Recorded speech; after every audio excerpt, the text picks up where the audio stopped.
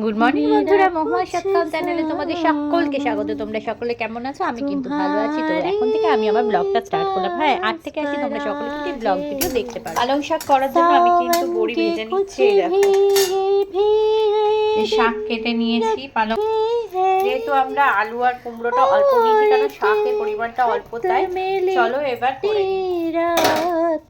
সকালে সমস্ত কাজ হয়ে যাবার পর আমি কিন্তু রান্নাঘরে ঢুকে গেছি আর 5 ফোড়ন, শুকনো লঙ্কা ফোড়ন দিয়ে আমি কিন্তু শাকটা বসিয়ে নিলাম। আর ঠিক আছে, তোমরা সকলেই কিন্তু এই ব্লগ ভিডিও দেখতে পারো। আশা করি তোমাদের অনেক অনেক ভালো লাগবে। আলু কুমড়োটা একটু ভাজা ভাজা হলে এর মধ্যে কিন্তু আমি দিয়ে দেব শাক।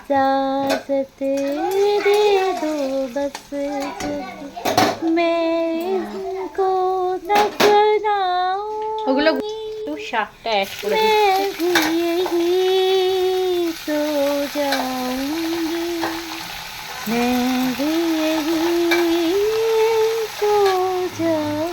কাঁচা লঙ্কা দিয়ে নিলাম। চলো নাড়িয়ে ছাড়িয়ে নিই। এমনিতে তো শাক পাতা আমার খেতে খুবই ভালো লাগে, আর এই শাক তো আরও ভালো লাগে। চলো ঝটপট করে রান্নাটা কমপ্লিট করে ফেলে নিই। এইদিকে কিন্তু আমি ডাল সিদ্ধ বসিয়ে দিয়েছি। পরিমাণ মতো নুন, চিনি, হলুদ আমি কিন্তু দিয়ে দিলাম। এবার শাকটাকে কিন্তু মজতে দেবো, ব্যাস। আর ভেজে রাখা বড়িগুলো আমি কিন্তু শাকটা হবে তারপরে দেবো। শাকটা হতে থাক, বড়ি ভেজে রেখেছি। মেয়েকে দুদিন কিন্তু স্যুপ করে দিয়েছিলাম সবজি, তো আজকেও সবজি স্যুপ করে দিচ্ছি। তার জন্য যাবতীয় সবজি কিন্তু আমি কেটে নিয়েছি। স্যুপে সব কিছু নিয়ে নিয়েছি, সবজি স্যুপ করে দেবো। তো চলো এটা করে নিই। এই দেখো, রসুন আর তোমার পেঁয়াজ, এই দুটো কিন্তু দিয়ে ভালো করে একটু সাঁতলে নিচ্ছি।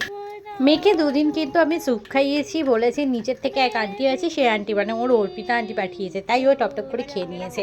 আর আজকে যেহেতু শুনে নিয়েছে, তাই বলছে তুমি স্যুপ বানিয়েছো, অর্পিতা আন্টি বানায়নি আর কি।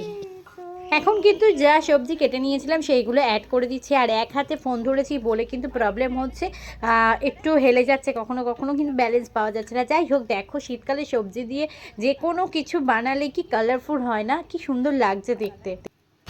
এর মধ্যে কিন্তু একটু সাঁতলে নিয়ে পরিমাণ মতো, মানে স্বাদ মতো নুন, তারপরে নুনের সঙ্গে চিনি দিয়ে কিন্তু আমি ঢাকা দিয়ে দেবো। এই যে বন্ধুদেরকে, এই যে বিচ্ছু,